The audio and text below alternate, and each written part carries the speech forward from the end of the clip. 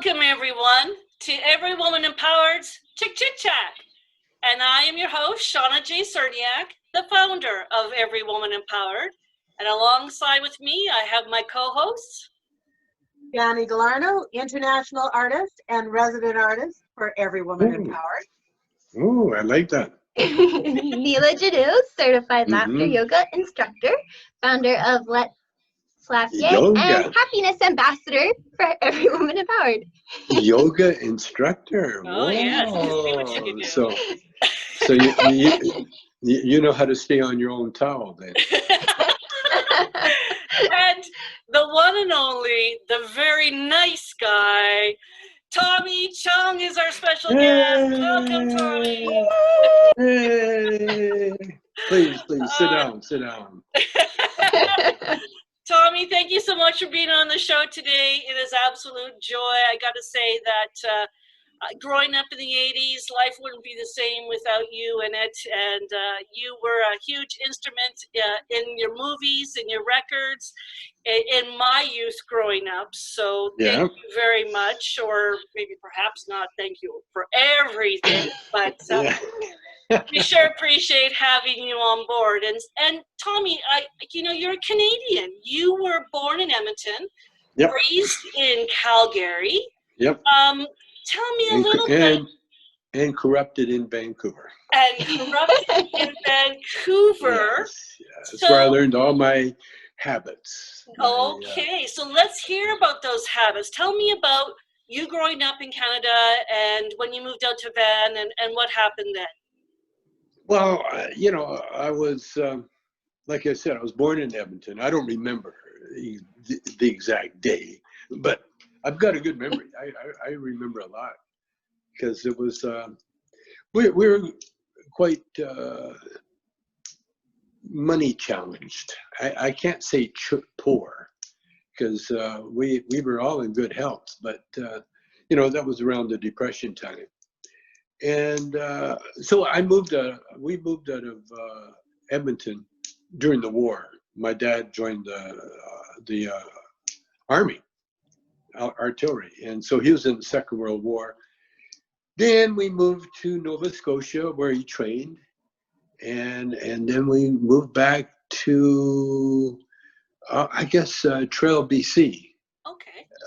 And my mother caught TB in Trail. And then we moved to Calgary. My mother went into the hospital, the sanitarium. And then I had contracted pleurisy, which is almost TB, but it's a different kind of thing. So I was in the hospital in Calgary for about a year. And then I got out of the hospital and went to the Salvation Army home because my dad was recovering from his war wounds and my mother was in the sanitarium. And so my brother and I and my sister, we were all put in the Salvation Army home. And so I'm an orphan. I was anyway, for a little bit. And then I stayed in Calgary until I was in high school. And then as soon as I quit high school, I moved to Vancouver. Now, if I'm not mistaken, your first experience smoking marijuana was in high school, was it not? Yes, it was in Calgary, actually. It was in a jazz club. Well, it was Calgary was very prudish. Everything shut down at 11:30 on Saturday night. And so we had a little jazz club that I used to go to all the time. I couldn't play jazz. I was never that good, but if you went to the club with an instrument, you got in free. And so I used to carry my guitar into the jazz club. It was called the Flat Five. And then and that's where a bass player named Raymond Ma, a Chinese bass player, turned me on to a marijuana, cigarette, and a Lenny Bruce record. The rest is history. Lenny Bruce. Yeah. I love Lenny Bruce. So then you went out to Vancouver, and while you I started a band. We had the first rock and roll rhythm and blues band, all black players, the last version of the band, and we actually got kicked out of Calgary we got asked to leave. And so we went to Vancouver because the drummer was from Vancouver. So we went, and then that's where I learned all my bad habits in Vancouver. Yes, and that's where you also met Cheech Marin, right? Not that go around. Oh. We played around Vancouver, went back to Calgary, went back to Vancouver, played some more music. Went down to the States, tried to make it, try to get recognized, or the band. Right. Met a great soul singer named Bobby Taylor. He ended up joining the band. We got discovered by Motown. I got fired from Motown. I went back to Vancouver to work in the nightclubs that we had purchased at the time. And I turned one of the clubs into the strip joint. The clubs were given to us. The guys couldn't make a go of it. So they said, hey, you want a club? Because we were successful club owners. And so we got I turned one club into a strip club, and then I turned it into a improvisational nightclub. Yeah. With girls that would go naked when the time was right. And that's where I met Cheech. Wow. Yeah. That's crazy. And what year was that about when you met Cheech? 1968.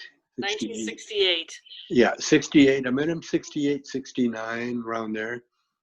And then we moved back to LA, just Cheech and I, in 70. And then we got discovered by Lou Adler in 71. And then the rest is history. Yeah, no kidding. Wow, that's incredible. So you've had quite the wild ride doing hilarious movies with Cheech. Oh, what yeah. is the funniest thing that you guys have done together? Oh, I guess Up in Smoke probably would be the funniest. But next movie was pretty close. It was pretty funny. Still Smoking. That's one of my favorites because it was a concert movie. Yes. In fact, Paramount gave us money to do a concert movie, and I took the money and turned it into a feature movie, and made a lot of money doing that too. Yeah. Wow. Yeah. Well, Up in Smoke, I believe, made the most money for a comedy. Yes. Yeah. At the time. Yeah. That's Yeah. right. Yeah. And Cheech and I almost got a little bit of it too.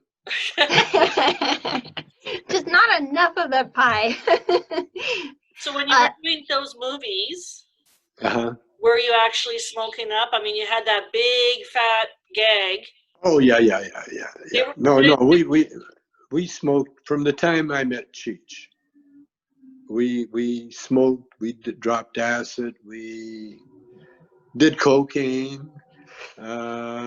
We did a few uppers and downers, but mostly marijuana because I'm a bodybuilder, and so I'm very health conscious, and I kind of talked Cheech into being. Oh, he was very healthy when I met him because he was like a transcendental meditator, Yeah, so he was a great meditation guy, and we smoked. We that's one thing we had in common. We smoked weed the whole time we were together. Jeez. So Tommy, my question's from JC Gross, and they want to know, is the weed you're smoking now better than the weed you were smoking during those prohibition times? Well, it's a rumor. Yeah, in some ways it's cleaner. It's not so much better because, it's just like saying we're carrots any better today than they were years ago. But sometimes organic vegetables can be juicier, sweeter, nicer. And so the weed today is cleaner. It's cleaner and it's better because we have nothing to compare it to, But I got to tell anybody that wants to hear it is that I don't know the difference. When people say to me, what's your favorite strain? I tell them, I got 3 favorite strains: marijuana, cannabis, and pot. All the same. Yeah. I do like organic carrots more than regular carrots. But would you know the difference if someone didn't die? I would. You think you would. You think you would. No, Carrots from your own garden always taste better. but It's been a long time sometimes, since I've had carrots. About 25 years since I've had carrots. you know that carrots, that's the best munchie food. You know that? Mhm. Because you crunch. See, that's why potato chips are so popular, because they crunch and they're filled with salt. And Yes. you need the crunch, because the crunch activates the taste buds in your mouth. And that's why anything crunchy, and that's why carrots and celery both are the healthiest munchie food. But it's hard to get stoners to believe that. Well, you don't want to choke on a carrot. That's kind of the worst food to be. You're Yeah, supposed bag to. of chips or You're supposed. carrots and celery. I don't know, Tommy. That's a hard toss-up right there. We got our teeth. We're supposed to chew our food before we choke on it. Yes, that's true. So, Tommy, what do you believe is the best health benefit using cannabis, pot, whatever you want to call it? Again, diet. If you can control your diet, because one thing about marijuana, it'll make anything taste good. That's what I'm talking about, carrots or celery. Anything healthy, it tastes really, oh my God, this is the best carrot I've ever had. Or a glass of water. Oh, that's the best, coldest water I've ever had. And it's hard to do, but if you can stay on a good diet, then marijuana will help you, because it'll make everything taste really, really good. That's why I'm on a vegan diet now. And before I eat, I smoke up. And by the time I finish that meal, that's the best meal I've ever had. Wow. When did you become vegan? How long ago? 05. Oh. When I found out I had prostate cancer. And did you decide to change things? Oh, totally. And, I went holistic. I tried to go holistic with everything, but luckily my son is a little more pragmatic than I am, and he said, "No, Dad, okay, you can go holistic, but when it comes down to nitty gritty, you need to do the operation and the chemo and the proper cancer killing stuff. You don't don't think that the marijuana is a magical drug for everything. It's not. Right. It's not. Marijuana affects the brain, and it's the brain that controls the body. See, and if the brain is calm and mellow, your immune system tends to work much better. See, your immune system only works when everything is calm and quiet and settled down. But if you're under stress, that's why stress kills. Or you're under some kind of deadline, scary, anything, fight or flight it's called. And when you either run or you stay real still, or you fight. That's what fight or flight means. Either way, you get a lot of adrenaline pumped into your system because you're expecting pain, you see. And when you're expecting pain, your immune system kind of shuts down because it's too busy dealing with the other problems that you're having. That's why marijuana calms everything, and then your immune system will go to work, and then no matter what the ailment is, there's chances are, and also it puts you, marijuana puts you closer to God, and that really is the key to life itself. That's why all these religions and all these, every religion in the world worships God, and the reason is that is really the key to our life, and marijuana is that key that opens that God app that we all have, you see. And so you can call it whatever you want, but when you get creative as artists, it's not you that's doing the creating. It's the power that comes from above, your intellect. you know, that's where it comes from. And that's, artists understand that. Well, a lot of them, but a lot of artists, you know, especially a lot of people, you know, they get off on the wrong path and they start thinking, you know, their ego takes over and they think that, you know, they're the powerful and they don't need God. And then you watch them get into a lot of trouble because that is the secret of life. It really is having a relationship with God. And it's a personal relationship, you know, and it doesn't take words or deeds. What it takes is acceptance. You have to accept the fact that there is a higher power and it lives within you. And when you accept that, then your life will tend. That's why flowers bloom. That's why plants grow. You know, because they accept that power, and they respond accordingly. Exactly. Love it. Talking about relationships, you and Shelby are just the cutest couple. So I want to know, what is the secret to a happy 45-year marriage, especially in Hollywood? Well, we've been together forever, for one thing. So it's ordained. Our togetherness has been, you know, we've been together in other lives, and she wasn't my first wife. You know, she was my second wife, and she didn't want to marry me because she liked it. She liked being a mistress. She did not want to be a wife, and so it was the accountants that told her, "Hey, listen, if anything happens to him, you're not married to him. You're not going to get." And so we got married right away. But she, Smart girl. to this day, she really is a single woman. You know, she refuses to acknowledge any kind of you know, ownership of people. And that's why we're still together, you know, because it's still, I don't know from one day to the next. you know, I can't take her for granted. I tried to a few times and it didn't work. It's not good. She's Well, too beautiful. I She's think too I know beautiful. it's what she fell in love with. I think it's that big, broad, and beautiful smile of yours, because it's very captivating, I have to say. Yeah.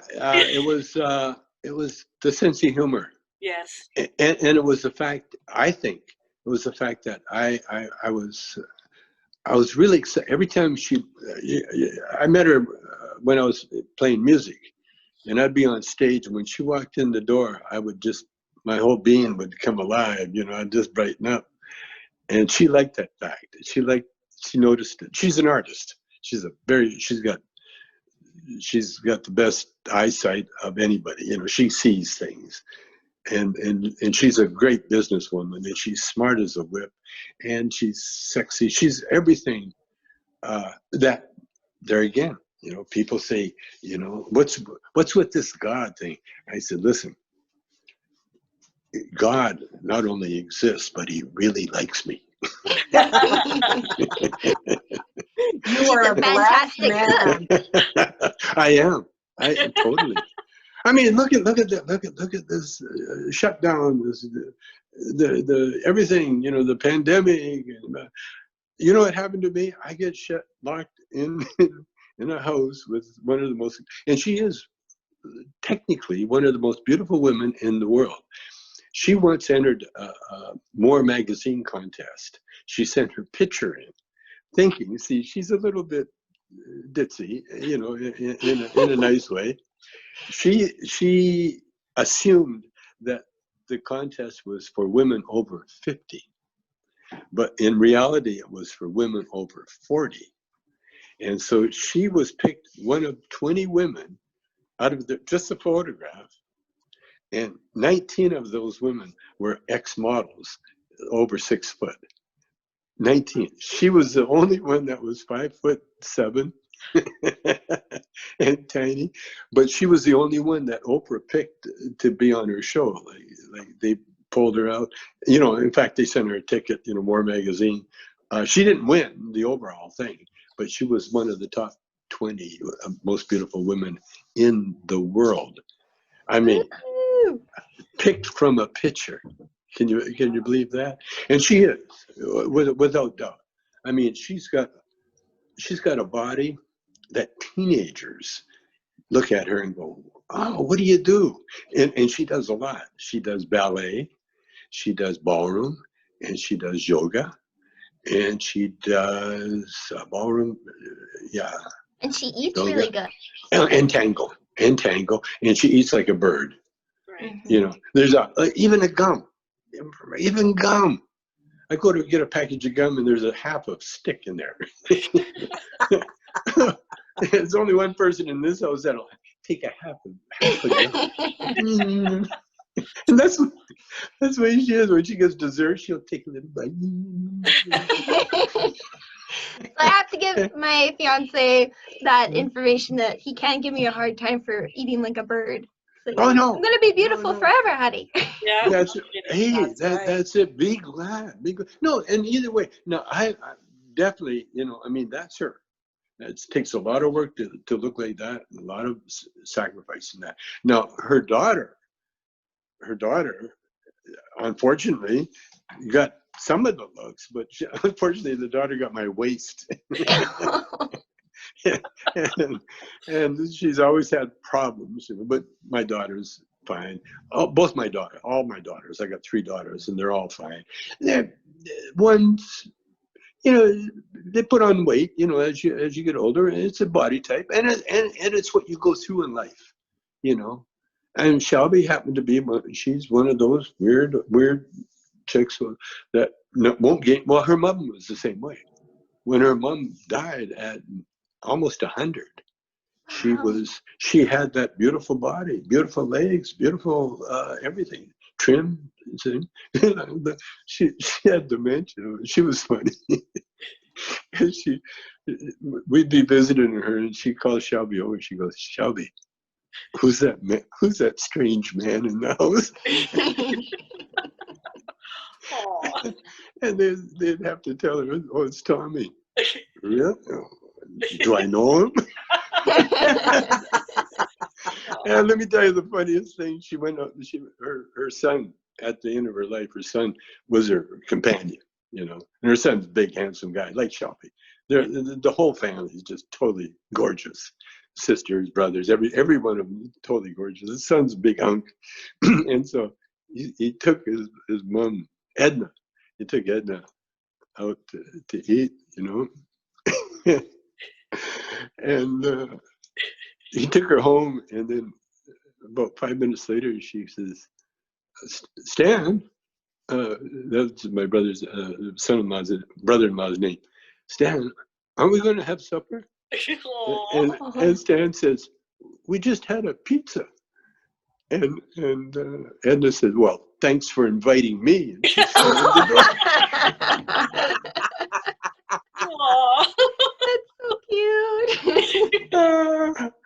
That's so cute. And Edna was great. She kept secrets, and she's a seamstress. She was a lot of things, and her husband, big old German Harry, he was a big old longshoreman, big old handsome guy, and she married him for the looks, and she got beautiful kids out of the thing, but she was a legend, Well, Tommy, you said you have 5 kids. Yeah.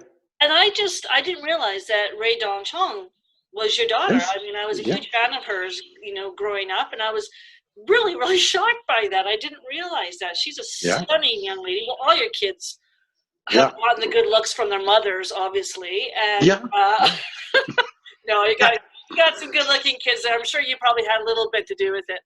And, well, the mixed Chinese, that gives that little extra sauce, secret sauce. Were you ever like during the movie time? Did anybody ever think that you were Mexican versus Chinese? Oh, they still do. Yeah. Oh, they still do. Oh, yeah. In fact, I get letters for Cheech, and they think I'm Cheech. Dear Cheech. Oh no. Oh, for sure. Oh, for sure. Well, it was a few years back when I realized that you were Chinese, and a friend of mine said, "Well, what part of Chong do you not understand?" And I'm like, Well, I don't know. Like I just presumed that you were of a mix, but I didn't think it was Chinese. I always thought it was Mexican for some reason. I guess Well, Cheech Cheech calls me Chongo, which is a Spanish word for monkey. I think it is Chongo. Yeah. Hey, Chongo. No, I'm. Yeah. Well, the thing is, the Spanish. I mean, Mexicans. They're a mixture. Yes. They're a mixture of all sorts of things, Aztec and so on. Native Aztec. It's everybody's a mixture. There's nobody pure. Right. Absolutely. When I go Yes. down south, I get mistaken a lot of times for Mexican, and my Of course. My husband says to me, no, tells people, no, she's not Mexican, she's Northern Mexican. And I'm like, what's that? And they're like, Indian, like she's Indian, she's native, right? So I'm North Mexican is what I am. So. do you have native in you? I do, yes, yeah. Well, how much? What's the percentage? Well, my mom, I'm Métis, so my mom was Korean Scottish. So She's half. She was half. She was half, so it makes me a and quarter. so you're a quarter. Yeah. My mom quarter. was Scottish and Korean. My dad was Ukrainian. Ukrainian. Ukrainian. Canadian too? Canadian? Yeah. Yeah. Well, that's my family tree too. Oh. I just found out I'm 8% native. Oh. Probably Ojibwe. At least that's what I'm holding up for. But my mother was born on a native reservation, Mafican, Manitoba. And I looked it up on the map, and it's right in the middle of the res. Yeah. Right on the border, right in the middle of the res. Somebody was tiptoeing through some teepees. That was a big secret in the family. Yeah. I mean, when she married when my mother married the Chinese guy, there was a few sisters that disowned him right away, because they're prejudiced or racist. And in fact, one time when my mother was traveling with us, she was going to stop at her sister's place. She had like 8, 9 sisters, and they all married Ukrainians. Well, they do have the best tuba saw. Yeah, we got the best. Oh, I get it.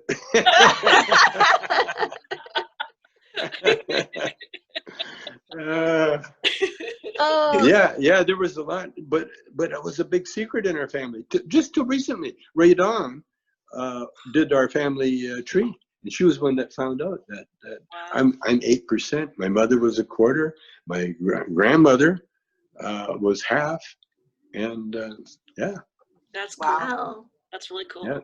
Yeah, it is very cool. Now I can get my own casino. I can get a little weed. With a dispensary on the side. Yeah, win-win. Well, we're getting Cheech Chong dispensaries. I don't know if you've heard that. Yes. Yeah. Yeah, we're getting Cheech Chong dispensaries right now. We're going to go public with it, so you can buy stock in our company. And when are you coming to Canada? As soon as they change the laws a little bit. Right now, they don't allow celebrity endorsements. Oh. You can't. I can't do Chong weed up there. Okay. Which is normal. Did you know back in the day, all the Chinese weren't allowed to be citizens. They weren't allowed to vote, and they weren't considered citizens. They were considered Chinese. In fact, my dad had a Chinese passport. It was Canadian, but it was a Chinese passport that allowed him to go to China.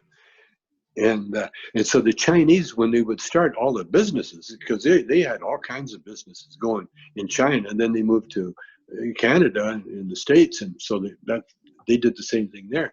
And so they started fruit companies down in the States, and so they couldn't call them Hong or Chong or any kind of Chinese names. So they named them Standard Fruit, United Fruit, Acme Fruit. And what they would do, they would have a white lawyer front for them. This happened right up to the 60s. Wow. Yeah. Yep. They were smart. They got around it, right? They knew how to get around it. Good for them. In a heartbeat. Did you know? I'll tell you another Canadian thing that I found out. When they built the railroad through Canada, you know, the Rocky Mountains and across, they hired the Chinese to do it. But the Canadian government was so cool about this. They charged the Chinese an entrance fee to get in to work on the railroad. And that entrance fee equaled the cost of the railroad. So the Chinese not only built the railroad, they paid for it. And soon as the railroad was finished, they fired all the Chinese because they never considered them human. And so the Chinese they couldn't go back to China because they were fired, and they weren't going to go back anyway. A few did, but most of them stayed. And what they did, they went into the cities, and then they started businesses. And in order to, because it's an old civilization, they started what they called benevolent clubs. And so if you go to Chinatown, you see Wing Chao Benevolent Society. They have all these benevolent societies because the Chinese also studied law.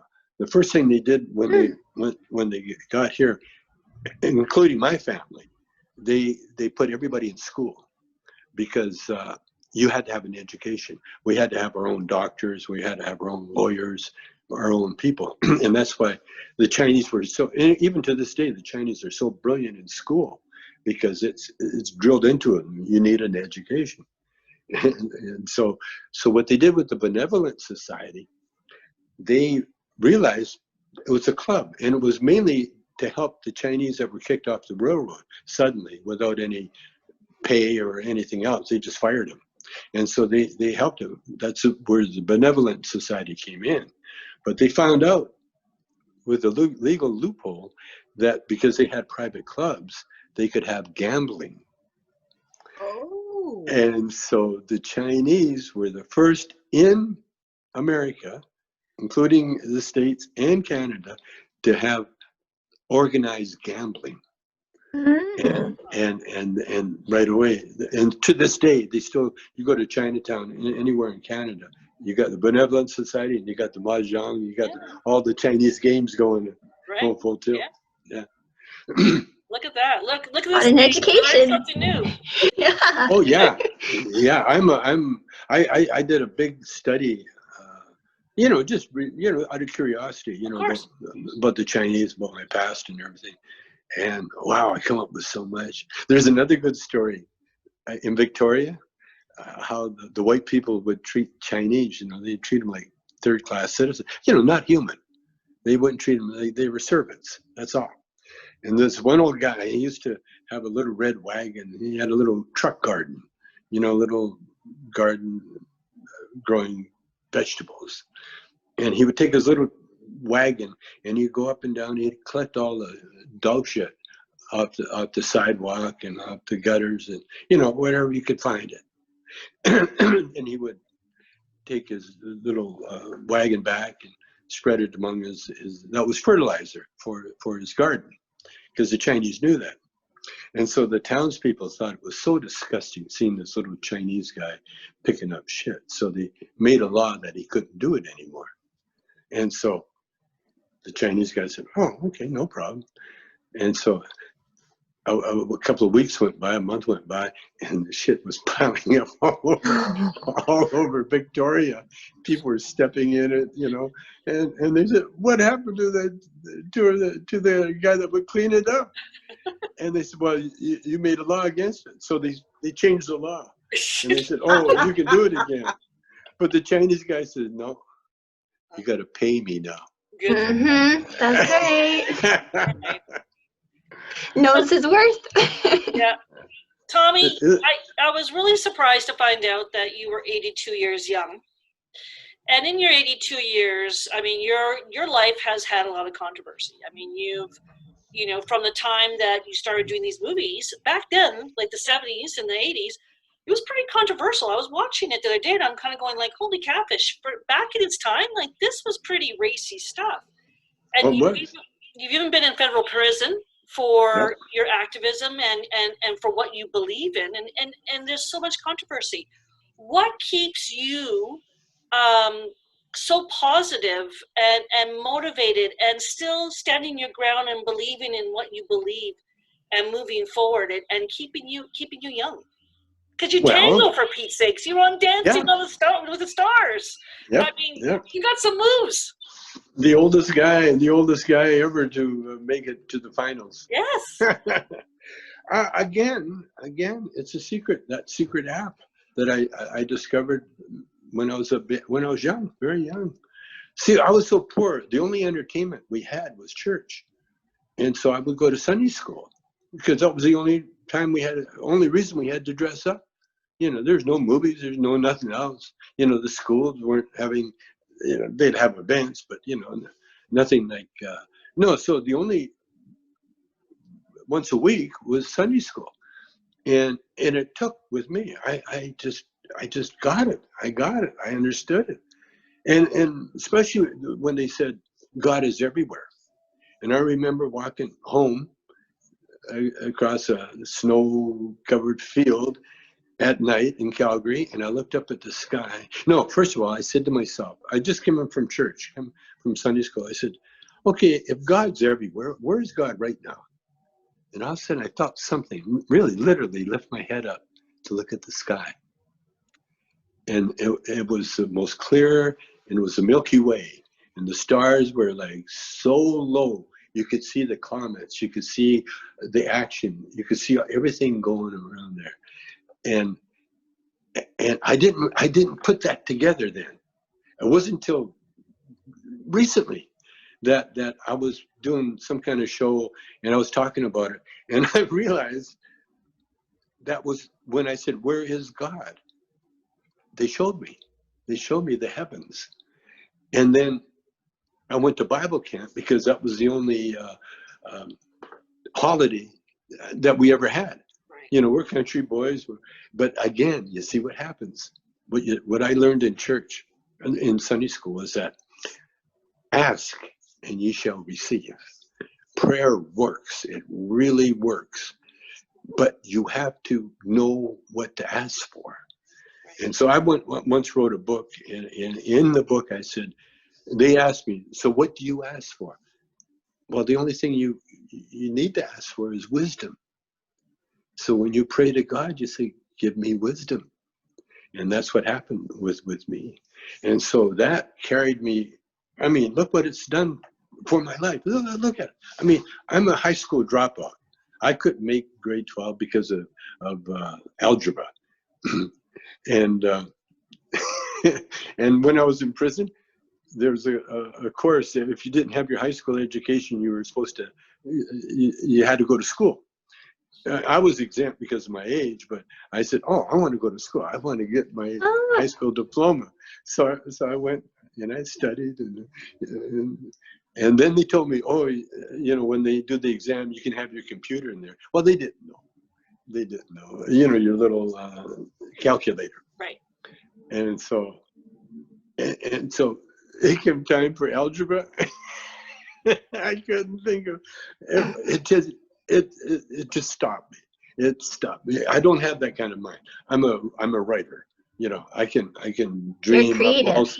I can create all sorts of things, but I can't be. I don't understand the exactness of things. I don't understand the excitement. And so they told me in prison. They said, "Hey, just write down anything. We'll pass you." And I laughed. So hard. I said, can you imagine me with a prison diploma that I cheated, hanging on my wall? I said, no. I to an extent, I will not tell a lie or be part of a lie. Ever, if I can, if it's possible. Sometimes I'll shut up just because it's better, you know, that I stay quiet. But I you know, especially with all the Sunday school training and that, I you know, there's no way I can lie. I can't lie about anything, you know. And so I can't lie to my mom. Nope. There's something about it. So when I got into bodybuilding, that was another thing, you know, because I was playing football in school and I was skinny, and because I spent a year in the hospital, my legs were undeveloped, and so I had to work out, you know, and I didn't really discover bodybuilding until I was about 15 years old. I was in Army cadets too, and you know, and I really admired people with a nice body, you know, a nice build, and so I started bodybuilding, and I haven't stopped. I still do it to this day. But the secret really is knowing that we all have that God app inside us, and it's in our mind, basically. Yes. Yeah, it's all in our mind. You don't have to do much more than just think. Just have your thought. Change your thought, whatever your thought is. No matter what kind of day you're having. You're having a bad day, change your thought. Change your thought to negative, from negative to positive. And keep that thought. Keep that thought. And it's easy. Yes. I just did it. We had a little family squabble going on, you know, and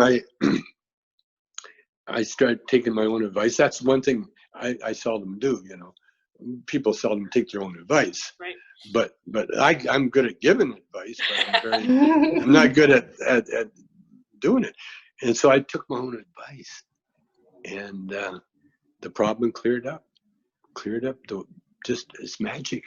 It's magic. But I was saying here, I mean, you talk about ordained and being blessed. I mean, I'm there again. Everything I got. I mean, I got so much, and there's so much more coming. Yes. Just like the marijuana thing, you know, they put me in jail for bongs, and now we're in a pandemic where it's essential business. Right. They close the bars, they close the churches. Right. But the pot shops are open. They are. They are right along with the liquor stores. Yep. Yep. That's great. So I gotta ask you, because this is something that I've always kind of wondered. Have you ever smoked with Snoop Dogg and made pot brownies with Martha Stewart? I've never met Martha Stewart. No. But I have smoked up with Snoop Dogg a couple of times. Really? He was on a Up in Smoke tour way back before 2000, in the 90s.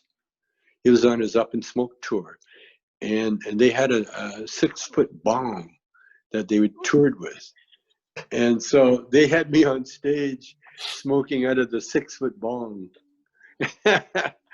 And but I've gotten high. I was on his game show. Cheech and I were on his game show, and so I smoked up with Snoop Dogg. I always tease him though, because he bogarts. When the joint reaches Snoop Dogg, that's it. That's the last you see of it. It's gone. You don't see it. Well, I'm kind of the same way now because of the pandemic. You know, I don't like to pass. Well, they opened a pot cafe here in LA for a minute, and it closed because people got sick. You know, and they got sick, and so from sharing that you know, the germs going around. You know, so I don't share joints either. No. But Snoop Dogg, no, you tend to Bogart too now. Well, I don't do joints unless I absolutely have to. No, I don't smoke joints. It's a waste of weed, as far as I'm concerned. This is, see this here? This is a one, not a one hitter, but it's a one hander. See, you can like this here. It lights up. Yeah. Huh. Okay. Yeah, I've seen those. Yeah. Yeah, they're great. And this is one of my preferred ways. And then I got to show you this. This is my art. Vape pen? Do you use a vape pen? I know a lot of people say they use vape pens now too. No, I don't use vape pens. I don't like anything that smoke. You know what I mean? I'm a one hitter. This is the part of my art. I just found this. I made this maybe 30 years ago. It's a piece of burl, and I carved it out. And this is an antler horn. And this is some kind of nut. It looks like ivory, but it's a one-hitter. Wow. And it's part of my art collection. I'm becoming an artist. Fine art. And my only shtick is that I won't sell anything while I'm alive. But the minute I'm dead, everything goes on sale. Because then it'll be worth a chain. Okay. If I sell it now, it's like, I can get one from Tommy tomorrow. I know that painting behind you is one that you've done. That one there, yeah. Mm-hmm. Did you know that? I did know that. Actually, I'm too young to be a Cheech and Chong fan. I wasn't that era, but I grew up with that 70s show. So you were my favorite character on the show. Every time you came into a scene, I'd just start laughing. What was kind of your favorite memory of that experience? Probably the last show that we did. It was memorable. Because Kitty never really accepted me right in the beginning. She's so straight, and I had such a reputation, So Kitty was a little standoffish, And the regular guys, they had their own clique. All the, Kelso and Wilmer and Danny and Donna and all of them. They had their own little clique. They hung together. I kind of stayed alone. I had friends with the crew. I was more friends with the crew. But the last show we did, Kitty looked at me. She says, "Oh, I'm going to miss you, Tommy." She was supposed to say Leo. And she goes, "Oh, I'm going to miss you, Tommy." And the director said, "Cut, Kitty. It's Leo." And Kitty goes, "Oh, what did I say?" It was so sweet. That show. Well, again, because I'm so blessed. That show came up the same time I got offered that show. At the same time Cheech went and did Nash Bridges. I got offered Nash Bridges too. Don Johnson, it was sort of like what do you call it? To be polite, right. To offer me a job. He just wanted Cheech. But, he didn't want to go down in history as the one that broke up Cheech and Chong. So he offered me the job too. But I had already accepted the 70s show. And so I used that 70s show as a school. Because I'd never been to film school. I never, took a class. Well, I'm a musician, playing clubs. And so when I had a chance to sit and watch people create and work, and, the cameramen and the directors and the script, the supervisors, all that stuff was all new to me. So I would sit and watch it like I'm in school. And I watch them do the scenes and how they got the actors to do their thing and everything else. So it was really a good, and not only that, but I never, I'm known Up in Smoke. All the movies I did were basically ad-lib movies. There's a rough script, just like where to go, where to sit, what we're going to do next, maybe. But we wrote as we went along. That's why they were so current, and so happening. But in the 70s show, I never ad-libbed one line, not one line. That's how good the writing was. Wow.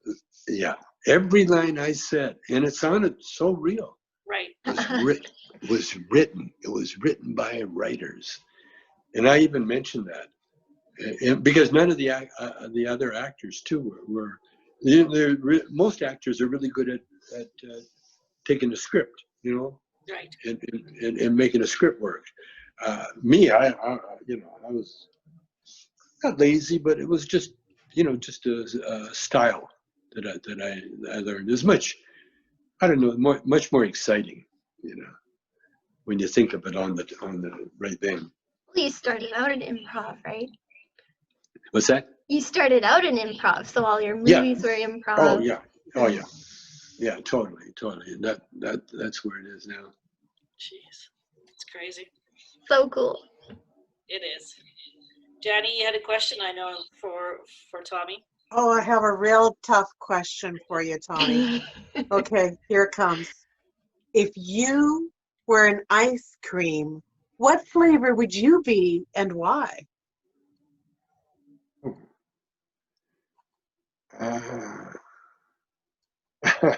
Mocha.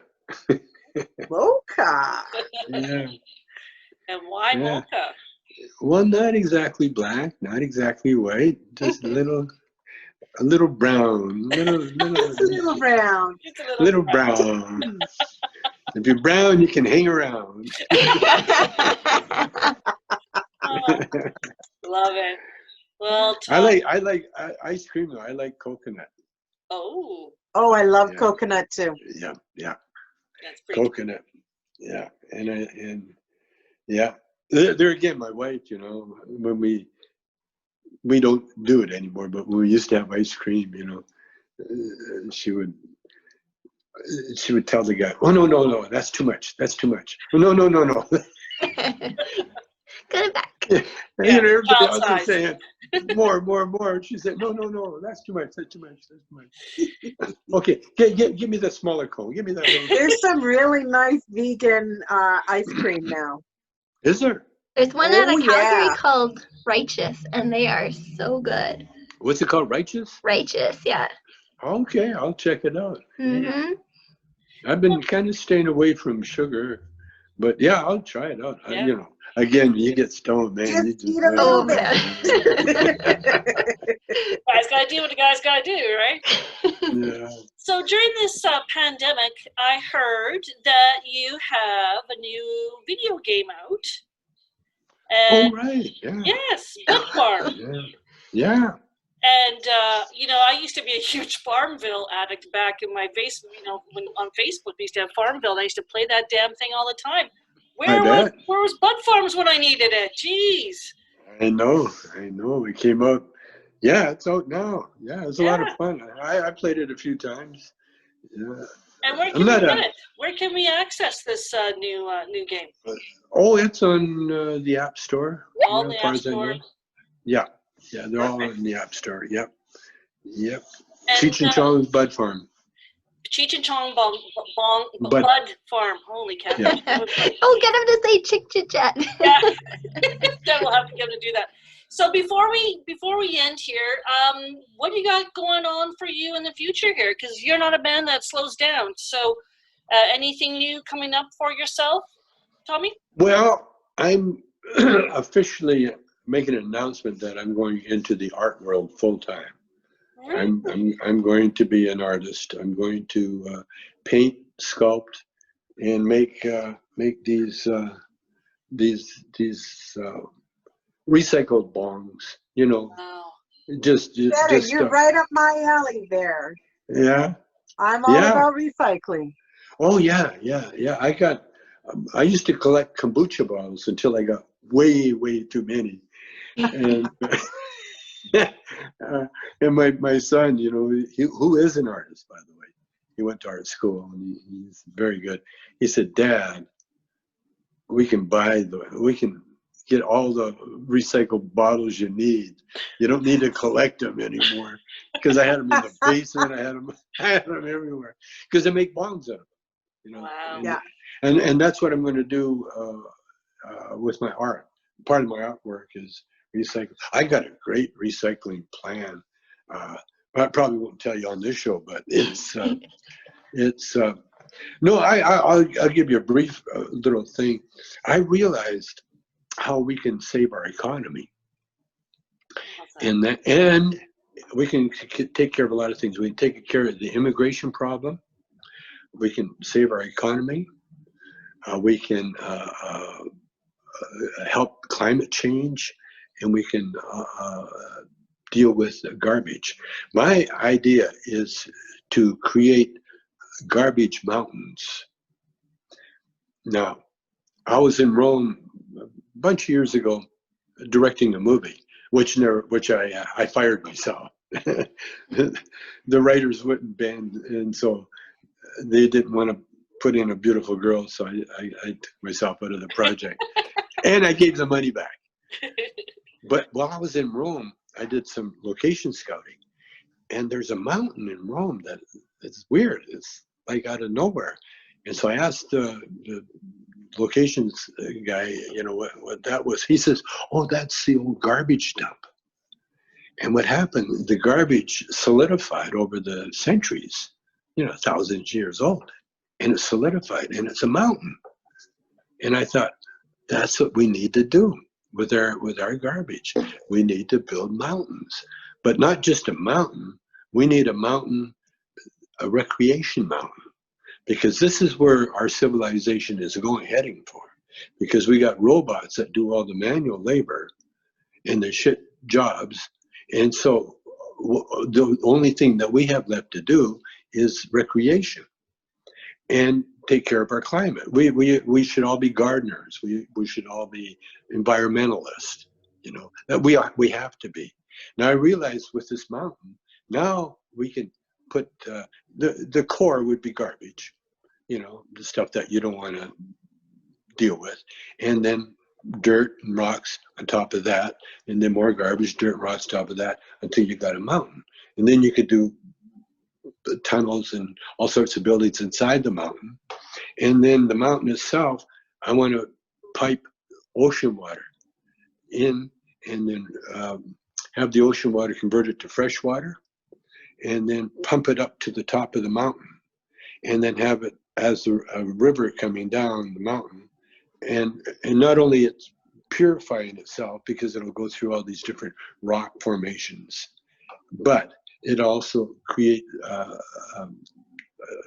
a paradise, because that's what you need. You need water, and then with the height, now you're going to get rain clouds, and so you're going to create a man-made environmental mountain. Can you imagine that?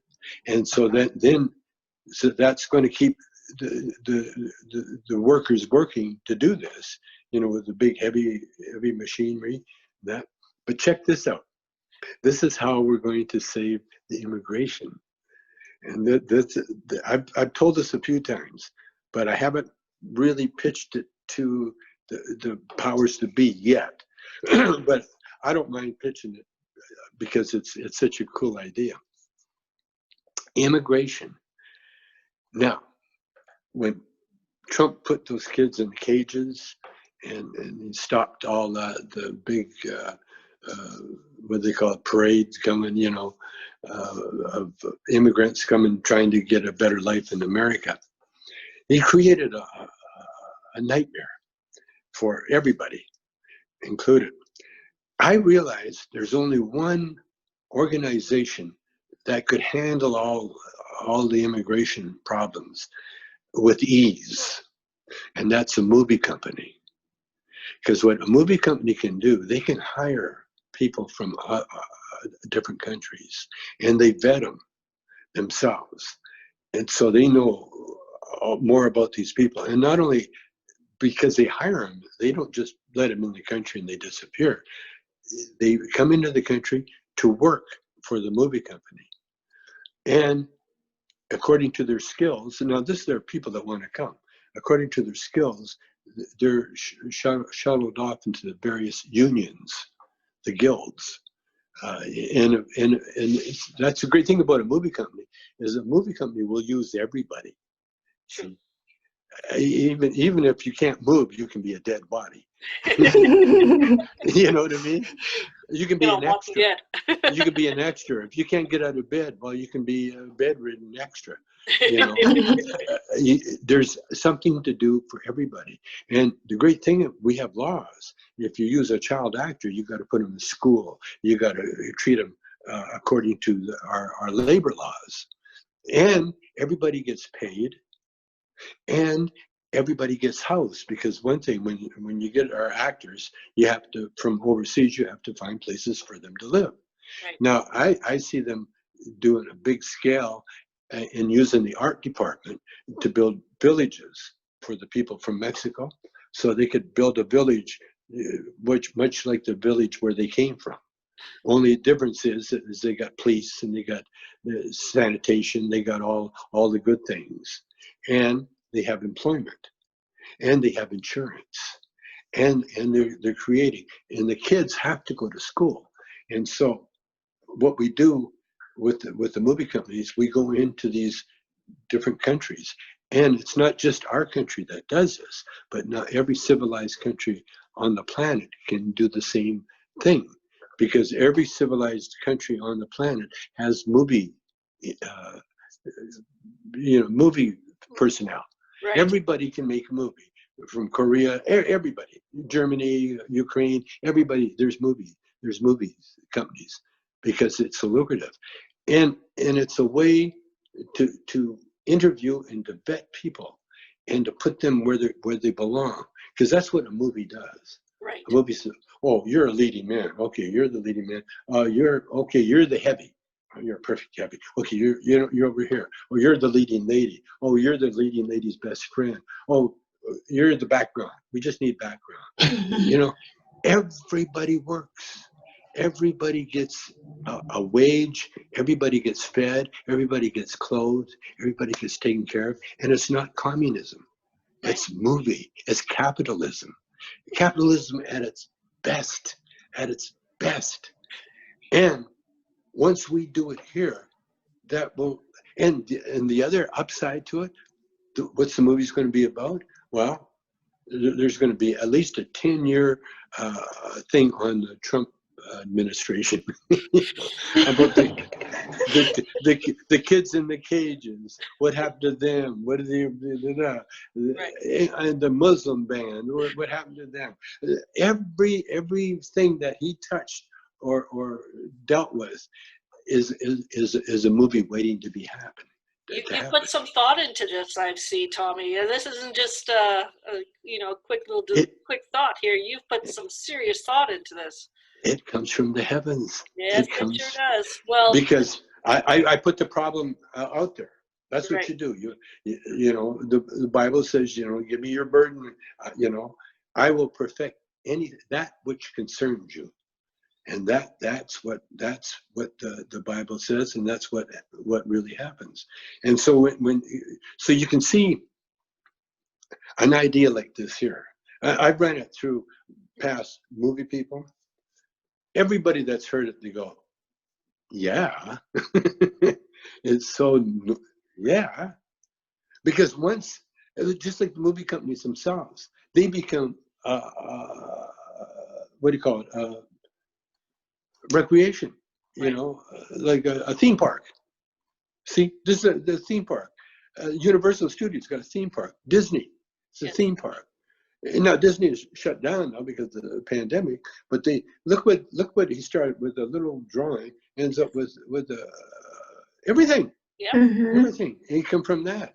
And so this is, and then you discover talent, and the talent is there, and then you take care of people, and then you also introduce, because it's a spiritual world. Right. We are given our freedoms on earth, total freedom, because we're learning, and you can't learn if something is okay. That's why when we were in the band, there's a Catholic girls' school called Little Flower Academy. and this is where the good Catholics sent their beautiful little daughters to get trained properly. I think our band alone corrupted a whole, maybe 3 classes, 3 generations of Little Flower Academy. They ended up dancing, stripping. They ended up working on the cash, waitressing, married musicians, married the act. Yeah, because we're here to learn. That's why this physical plane is so much fun. It is. Because we can feel pain, we can feel joy, we can feel everything. You don't feel that in the spiritual world. No, the spiritual world, you just feel love. Right. but in the physical world, you get everything. It's great. You are such a treat. Yes. You really are. Well, Tommy, thank you. We have to get going here. Unfortunately, so I could just keep gabbing with you till the sun comes up. So thank you so much for being a part of the show. It's actually you could keep listening to me to the thing because I told you, when you get old, you get a little long-winded. No, really? So much wisdom to share. Long-winded, not you. Well, you take care, Tommy. All the best. Okay, Thank you so much for being a part of Every Woman Empowered's Chit Chat, and we wish you all the best. Thank you. Care, No, Tommy. love all of you guys. Love so much to you. Bye-bye. Bye-bye.